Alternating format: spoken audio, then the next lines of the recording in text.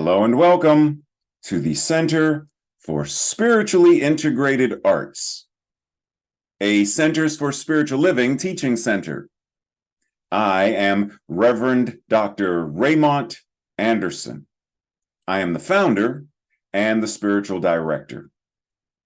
Now, as you are sitting there joining us, you may have questions, any number of questions, such as, who am I? How did I get here? Spiritually integrated arts means what exactly? What is a teaching center?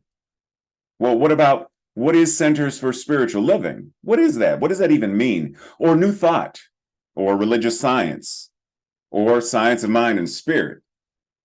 You may have any number of questions about this specific community, about the parent organization, CSL, our philosophy, our teaching, our liberation theology.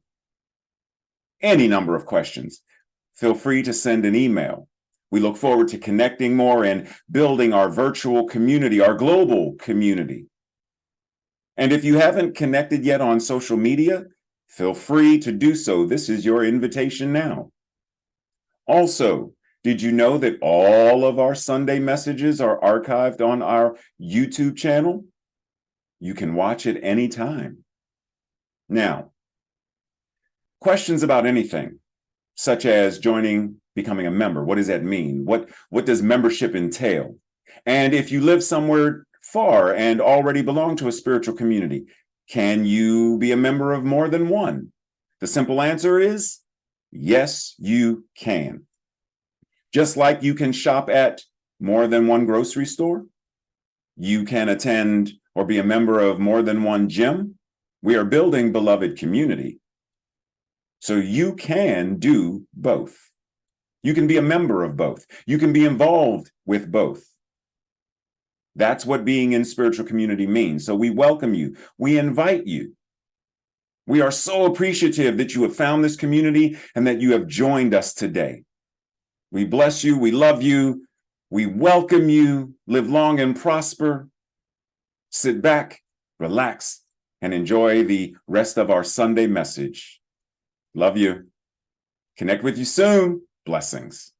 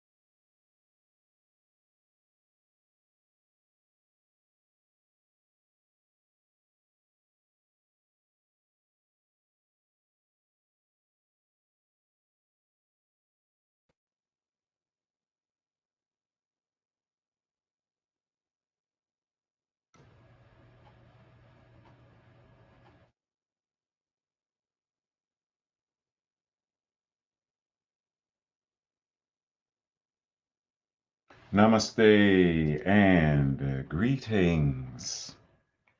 I feel like I should sing Happy, Happy Halloween, Halloween, but I won't. But I'm tempted. Today, October 27th, we are talking about the power to create a better world. Finishing off our theme for the month, Power to the People, and what it means to embody this power. Today, we are talking about standing in our authentic power allows us, it gives us the ability to stand for and as truth. It allows us to be so strongly an embodiment of and for principle that we are clear, we are kind, we are compassionate, we are unmovable, regardless of what's going on in the world or around us. Doesn't matter. And so this week we ask, what does a world that works for all look like, feel like, smell like, taste like? What is it? And what aspect of creating that is mine to do? Breathe. Because today, this finishing off this concept, we are going to unpack some of the often referenced quotes and passages that people tend to use for metaphysical malpractice and such, spiritual bypass and such. So, what does it mean to have the power, to be the power to create a better world? Well, as Reverend Dr. Michael Bernard Beckwith says, be for something and against nothing. Yes, and there's fine print because it's easy. I have seen and I have heard, I have been a witness to people using that quote for spiritual bypass, for metaphysical gaslighting and metaphysical malpractice. And when he says it, that's not what he's referring to. He is not inviting us into that space. But there are others who do what people do with the Bible and other sacred texts. They cherry pick and they make it fit and mold wherever it is that they are, instead of how does this passage, how do these words invite me into greater evolutionary and prophetic ways of showing up to create a world that works for all. So let's dive a little deeper, because I've also seen people do the same thing with Ernest Holmes, who said, find me one person who is for something and against nothing, who is redeemed enough not to condemn others out of the burden of his soul, and I will find another Savior, another Jesus, and an exalted human being. I hear exactly what he's saying. I understand exactly what he's saying, because I understand who he was talking to, the era, the audience, the state of mind at that time. I understand completely. But for us today, right here and right now, we need to remix this. So be someone who is bound by principle in what you are for, to such a degree that what you are against is not a myopic obsession. When you can condemn another's behavior without condemning the person themselves, you will find a new energy, a new state of consciousness flowing in, through, and as you. And that is what gives you the ability to change the world. Be someone who is. Okay, what? Oh, what does this look like in applicable practice. Yeah, good question, because that's what is important. How do we apply it? Well, we understand how to apply it already when we look at how we respond to other things in the world. But when it comes to spirituality, we tend to segregate and separate and isolate and Tupperware for the sake of convenience. But we already understand how this operates, because anyone who has ever seen a condemned building understands what it means to condemn something without needing to also condemn the people. For example, we need not find the people who used to live here. We need not find the people who built this and be like, "Ooh, you are a bad person. I condemn you." We understand that the structure, the building is condemned. The structure is declared unfit for human occupancy or use. And so we treat the building, we treat the structure accordingly. So why don't we do the exact same thing when it comes to the various other things in the world that we are for or against? Because when we start having this conversation, be for something and against nothing, we make it sound like, oh, you're just supposed to be this Pollyanna who is positive all the time, kumbaya, kumbaya. Don't be against anything. Be for.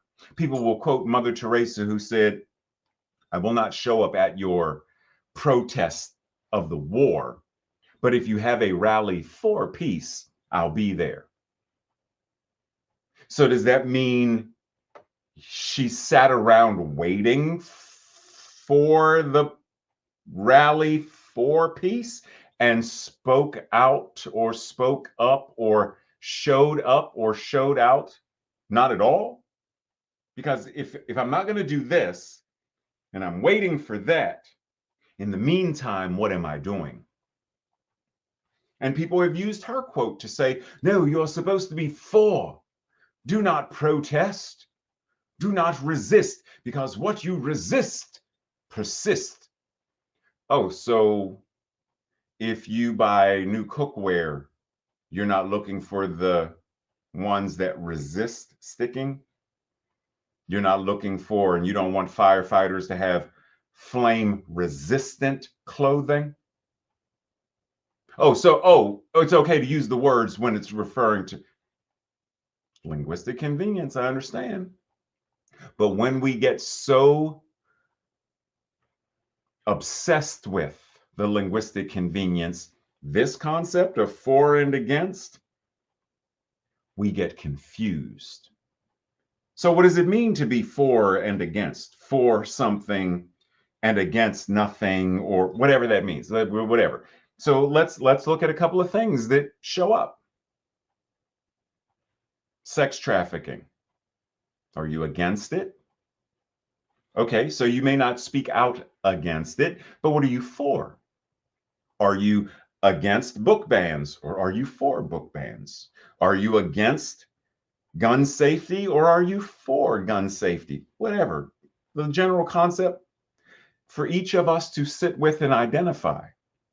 But the number one thing is, are there people right now who are experiencing the pains of mass shootings? Whether you are against it or not, whether you are for it or not, which I know the answer to that is not, because you have no business watching me if you are for mass shootings. So we go with the concept of, well, you don't want them to happen. Okay, so you're against them, but you may not say that. Okay, fine. So what are you for? You're for effective gun safety. Okay, cool. But when this other thing is happening, what do? Do you sit around and, twiddle your metaphysical thumbs waiting for this other thing? Or do you go ahead and get bandages? Do you go ahead and call 911? Do you go ahead and show up and visit? Do you go ahead and speak to? What do you do with any of these? If you are not for Christian nationalism, what are you doing to ensure that, because that's not a world that works for all, what are you doing to ensure, as it says, I declare Christian nationalism unfit for occupancy or use by anyone? And so I deconstruct it in order to construct that which in fact is fit for occupancy and use by everyone. I declare homomisia and transmisia unfit for occupancy or use in a world that works for all. And so I deconstruct it in order to construct a world that works for all, in which equity and justice, etc., are the norm. What does it mean? See, because it's easy to throw out a quote, be for something and against nothing. And yet, once again, when it comes to the regular everyday things like football, we understand what it means to be for or against. We understand it. We practice it. Because when you are watching your team, are you more for your team winning? Or are you more for the other team losing? Where is the main focus of your energy? When you are playing, you are on the football team, you are on the baseball team. Are you more engaged in ensuring that they lose or that your team scores? Now, I know that there are times when it's so close that your number one goal is we just need to make sure they don't score. I got that. And that's part of the system of strategy. I got that. I got that. But in the grand scheme of the overall vision,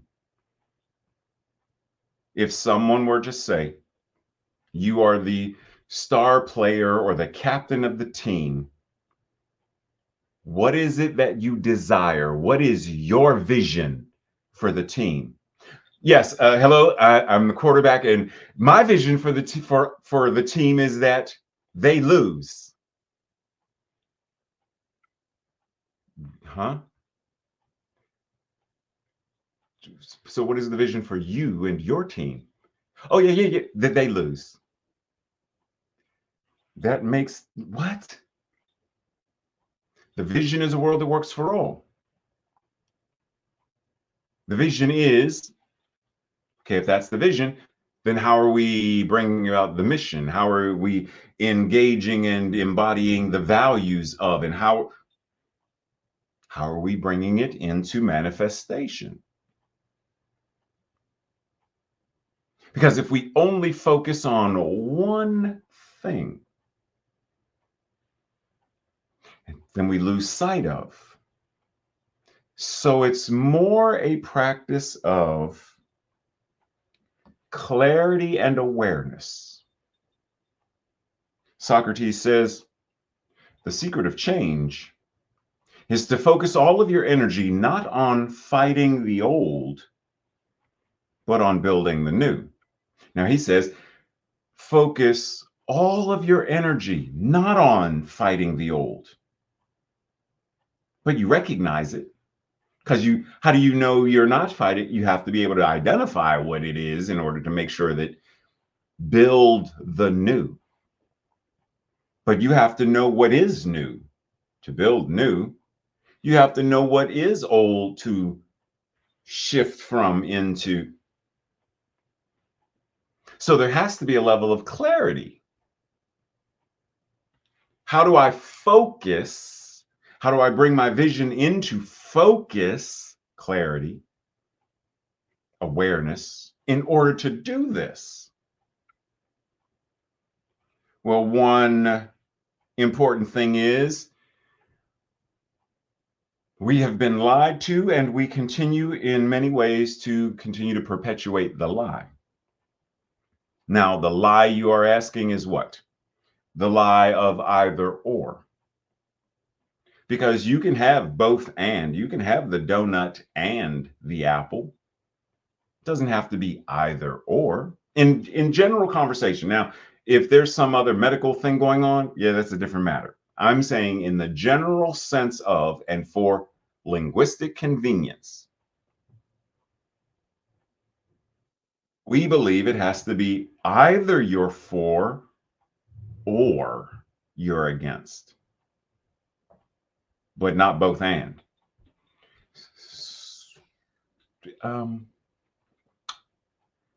I hear you, and generally I understand the concept, because this young woman, she can't do both and roads. And I mean, unless she can do a really long split, at some point she has to choose. I get the concept. I do. And yet, you can be against or opposed to war and be for peace, against racism and for racial and ethnic equity and justice, against drug addiction, the toxic capitalism that is involved in drug selling and manufacturing and drug abuse and all of that. And you can be for health and well-being.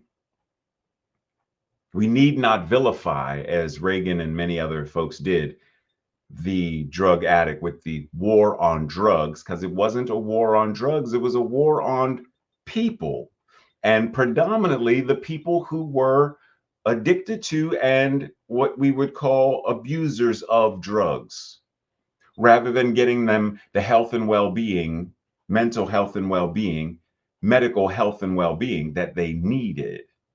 We fought them and imprisoned them and warehoused them because our focus was, our energy was towards this one thing and not that. So you can be against the addiction, the abuse, the finances involved in it, the corruption involved in it, and you can be for greater health and well-being for individuals. You can be against ineffective gun legislation, and you can be for more effective and safer gun legislation. You can be against sexism, gender bias, and you can be for gender equity, gender justice. Now, the main question is, in what way are you focusing, embodying, and using your energy? Because if we're not really engaging in it simply because we are spewing platitudes and quotes about what to be for and what not to be against and what, then we're not doing any good in the world. To such a degree that I would dare say that we may actually be part of the problem and enabling greater illness and disease. For example, if an infection comes into your body, are there not certain cells and systems that immediately go on defense to block the virus or the infection? That when the immune system is compromised, all manner of illness and disease can attack the body? And so if white blood cells or whatever sat back and said, we're not against this virus, we're more for this. So the virus comes in and it's like, we're not against it, we're for this. And so it doesn't do what it's supposed to do. Well, the virus is going to spread. because we have nothing to defend. We're not against it. We're for this. So what happens to the human body? Right? So we understand the concept. Our inaction and inactivity doesn't create a world that works for all. Any more than if there is a house, a building that is condemned, we understand the concept of demolishing it. But one can demolish what is no longer desired or no longer safe while also keeping the vision, the mission, the purpose, the values, and the action on what is being built. Even in the deconstruction of the building, the deconstruction, the energy, etc., the actual conviction, vision, energy is on what is being reconstructed or constructed. We tear this down, but we've already got in mind the blueprints for what's going up in its place. We can deconstruct the systems. We can deconstruct the paradigms. We can deconstruct the behaviors of a world that works better for some and not for all, while also constructing a new system in which the systems, the paradigms, the behaviors and actions truly do operate now as the creative force that perpetuates, that nurtures, that supports the experience of a world that works for all. Truly. It doesn't have to be either or. You either tear the building down or you build it up. What? We understand how this works. But are we ready, willing, and able to apply it is the question. Jane Goodall and Douglas Abrams offer us the indomitable human spirit is that quality in us that makes us tackle what seems impossible and never give up. It may seem impossible to create a world that works for all, but because of the indomitable human spirit, which is the power of God, it is the life. There is only one life, and that life is God. And that life is this indomitable spirit showing up in, through, and as all of us. And so when this, whatever it is, peace on earth, goodwill to all, seems impossible, we tackle it.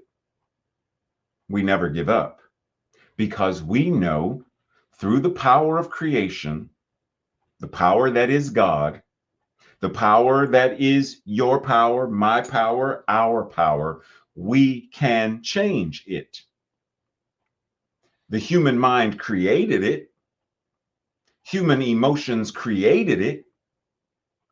Then the human mind and the human heart and emotions can uncreate it and create something new called peace, equity, justice, etc.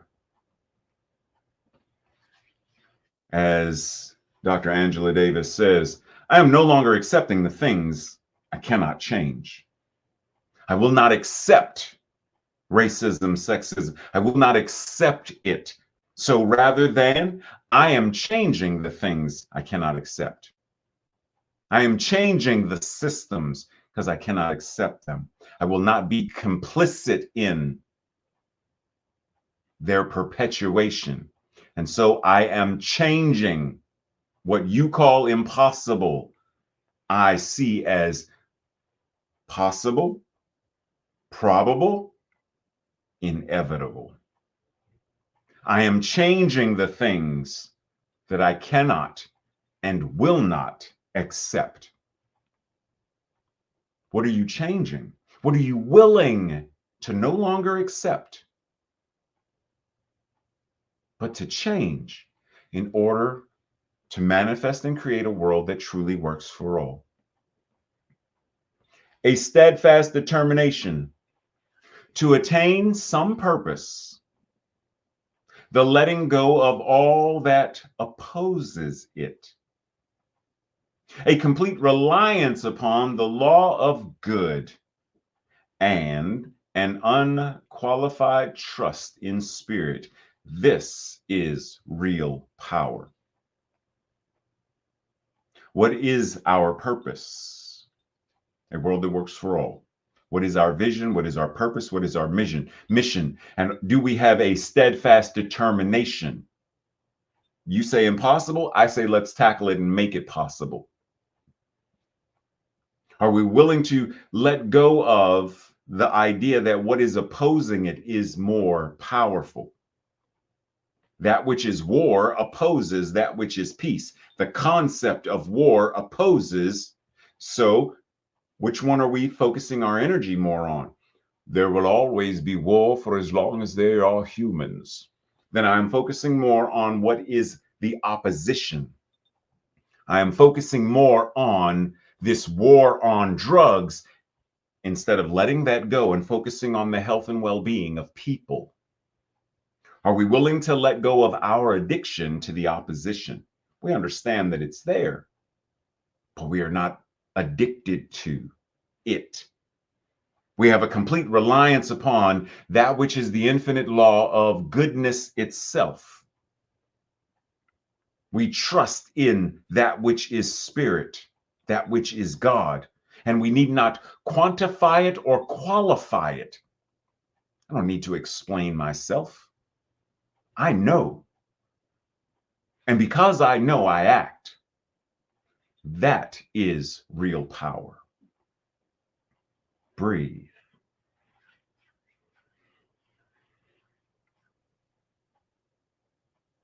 Once again, from Reverend Dr. David Alexander and his book, Freedom from Discord, The Promise of New Thought Liberation Theology.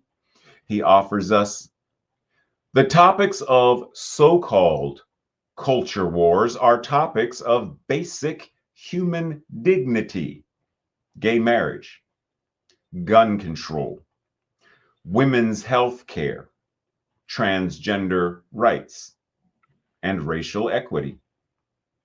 For a pastor, any pastor, to surrender to these topics, to the jaws of politicalization and thus avoid them for fear of alienating one side or the other, is to dishonor the basic dignity of humanity itself. Pause. When we ministers, when we parents, when we educators, when we people in general refuse to talk about basic human dignity and rights, racial equity, health care, etc., because we say, no, that's political. You said, what?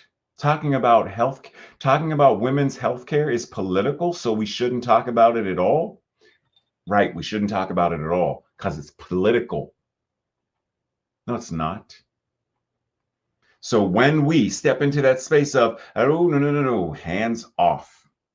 I will not, I cannot talk about that because that is political.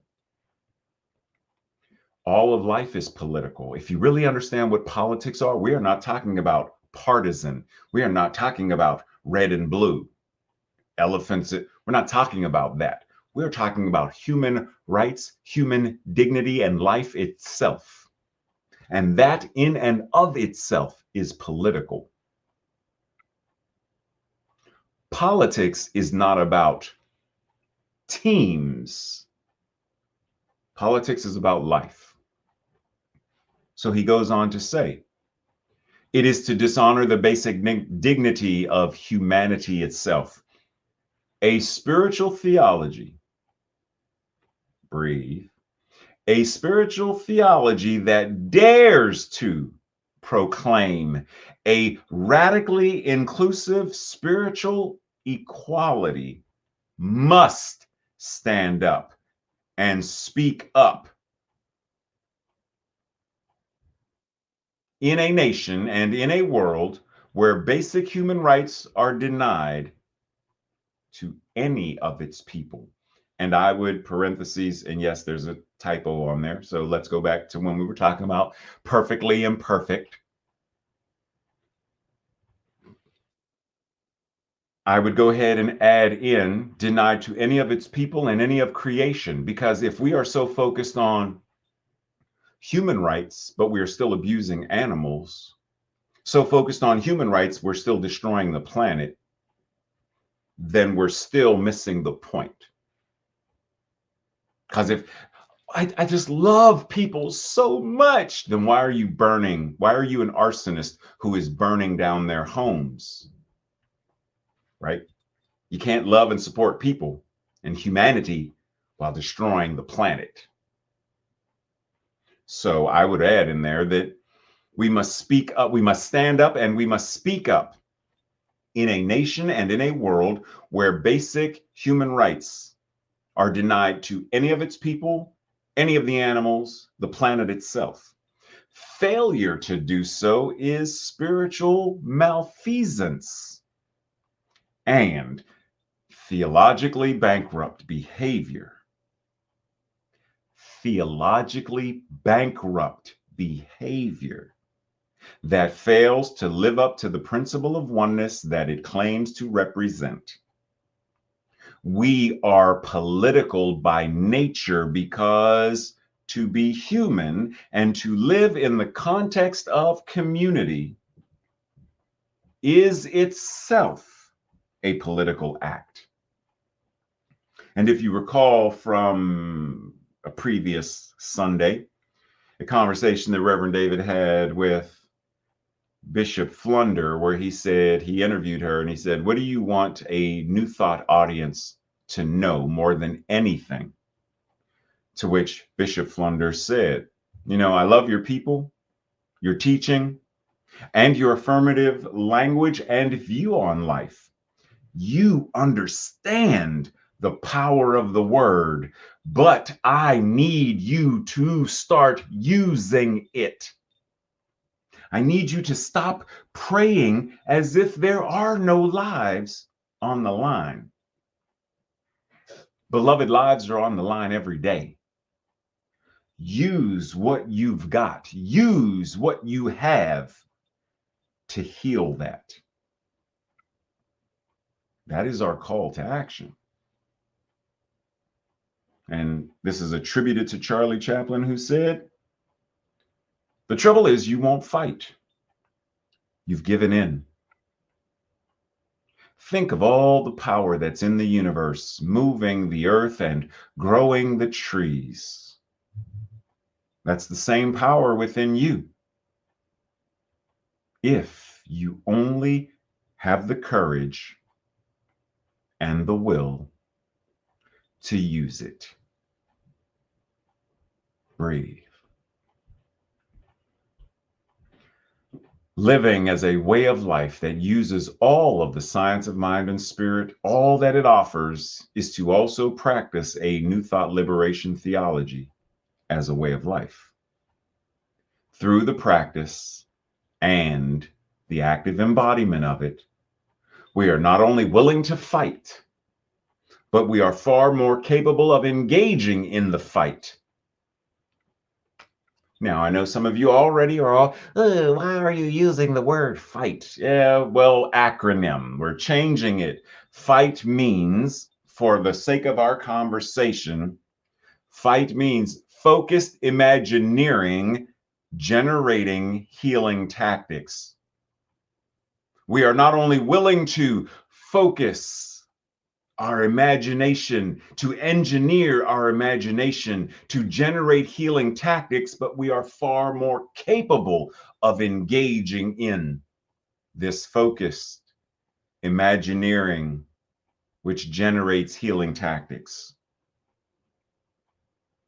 Science of Mind and Spirit affords us these tactics, techniques, and tools, which gives us the ability to target our trajectory, to do so triumphantly as a team, as a collective, in order to create, in order to manifest, in order to experience a world that truly works for all. As Charlie Chaplin or whoever actually said it, do we have the courage to do so, to implement the tactics, the techniques, and the tools? Do we have the courage and the will to do it? Breathe. This week's affirmation, our declaration, I will say it first, and if it resonates with you, say it with me the second time around. As I stand in my authentic power, I actively welcome and I actively create a world that works for all. Together. As I stand in my authentic power, I actively welcome and I actively create a world that works for all. So it is.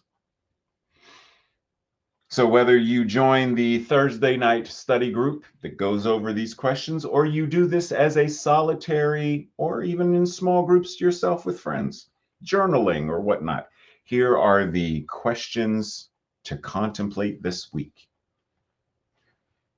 It says, for me, ask yourself, for me, what does a world that works for all look like?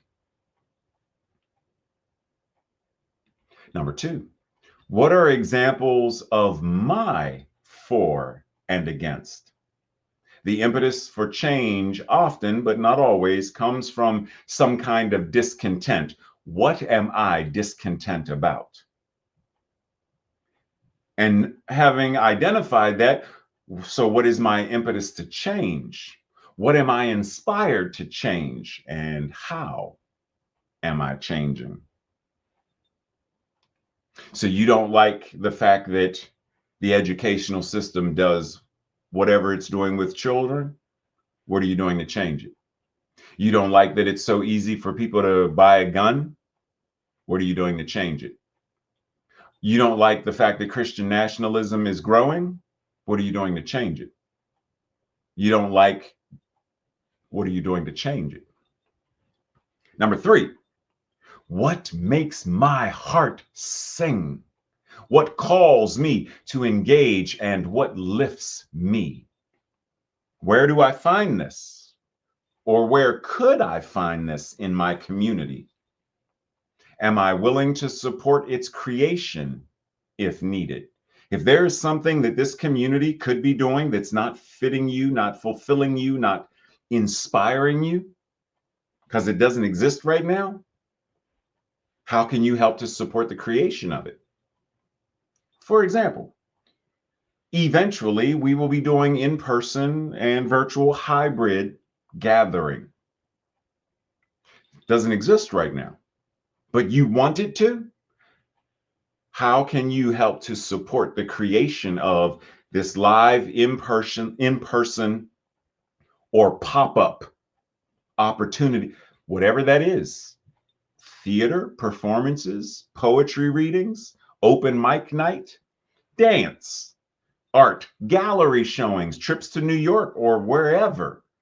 All of the things that we talk about doing in this community, they don't exist right now as an experience, but you want them to? How can you help to support the creation of them? Number 4, in what ways am I making time to understand the choices in this upcoming election? What?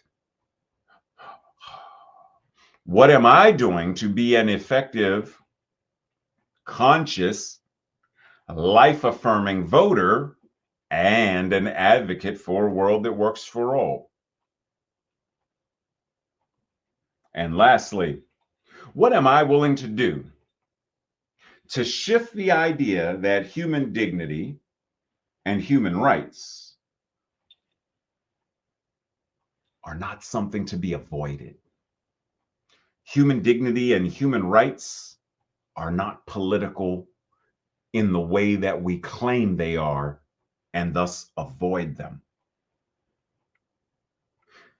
Human rights and human dignity are political, as well they should be, and they should be part of our discussions and part of our sermons and part of our education and part of our living, moving, and having our being. How might I help shift the collective consciousness regarding this new way of engaging in politics and spirituality, or engaging in politics as spirituality? Breathe. And we enter into that space of prayer, that space of infinite knowing, that space where we recognize and we realize. Often people will say things like, prayer is when we talk to God and meditation is when God talks to us. And I say neither are truly accurate. They linguistic convenience, but neither are truly accurate. Prayer is how God communicates. Meditation is how God communicates, because God is always communicating in us, through us, as us, by us, to us, around us, period. So both prayer and meditation gives us the opportunity, like looking into the mirror that hasn't been cleaned. Prayer cleans the mirror. Prayer cleans the window that I'm looking out of through the window in the kitchen that's dirty. Prayer gives me the opportunity to clean the window so that I can see out more clearly, in a more focused, more accurate manner. The dust, the dirt of life, the confusion is no longer obscuring the view of truth. So we pray in order to anchor our consciousness, to focus our power through our word in principle by stating that which is true as the whole truth and only that which is true. There is only one power and one presence, that which God is, the infinite, the eternal, the ever that is, the absolute. And as Meister Eckhart says, between that which it is and me, between God and me, there is no between, there is only that which it is. And so whatever it is, whatever we call it, it is all that there is. And that which is true about it must be true about us. So rather than focusing on the addiction to what is impossible, what is improbable, we surrender and relinquish that into the space that says, for God, all things are possible. So why wouldn't peace on earth, goodwill to all be possible? Now, my invitation in this prayer, in my meditation, in my living, moving, and having my beingness is moving it from simply being possible to being probable, and continuing with conviction and dedication to now it is inevitable. So we breathe, knowing this truth. We breathe, embodying this truth. We breathe, accepting what is ours to do with courage and conviction, with clarity and clear focus. I see where we are going. The trajectory is set, and I am willing to do what I need to do individually and collectively to get us there. The law says yes, which means all of creation is right here, right now, moving and shifting and shaping and transforming whatever needs to be moved, shifted, and transformed. That which needs to be deconstructed, destroyed, decimated is already in motion in order for that which is to now be born to take form, to take shape, to be our lived experience. It's already moving.